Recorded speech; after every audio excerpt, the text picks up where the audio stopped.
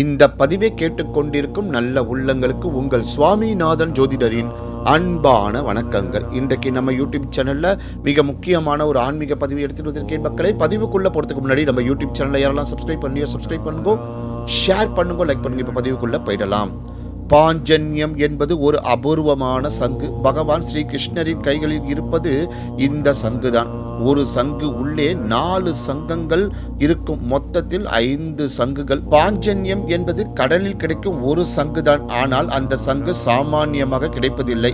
1000 சிப்பிகள் சேருமிடத்தில் ஒரு இடம்புரி சங்கு கிடைக்குமாம். 1000 இடம்புரி சங்குகள் விளையும் இடத்தில் ஒரே ஒரு வலம்புரி சங்கு கிடைக்குமாம். வலம்புரி சங்குகள் 1000 கணக்கில் எங்கு இருக்கின்றதோ அங்கே அரிதாக சஞ்சலம் என்கின்ற சங்கு கிடைக்குமா. சஞ்சலம் சங்கு பல்லாயிரம் கணக்கில் உற்பத்தியாகும் இடத்தில் அரிதினும் அரிதான பாஞ்சன்யம் சங்கு கிடைக்கும்.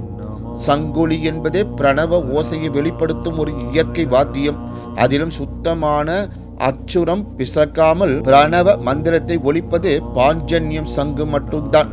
அந்த சங்கு கிருஷ்ணன் கையில் மட்டும்தான் இருக்கும். மகாவிஷ்ணுவின் பவள செவ்வாய் வழியே வெளிவரும் காற்றினால் ஒளி எழுப்பப்படுவதும், தன் கம்பீர ஓசையால் அசுரர்களுக்கு ஒளி அச்சத்தை கொடுக்கக்கூடியதும், வெண்மை வண்ணத்தில் 1 கோடி நிலவுகளின் ஒளிக்கும் ஈடானதுமாக பாஞ்சான்யம் என்ற சங்கை வணங்குகின்றேன். எப்போதும் சரணடைகின்றேன். மேலே உள்ள இந்த படத்தில் காணும் சங்கு உள்ளே 4 சங்குகள் இருக்கின்றன.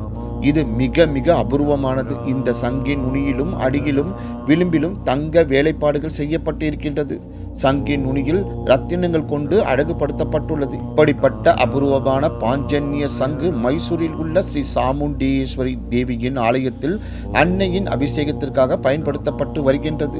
இந்த சங்கு மைசூர் சமஸ்தான மன்னர்களால் மைசூர் சாமுண்டீஸ்வரி அன்னைக்கு காணிக்கையாக வழங்கப்பட்டுள்ளது.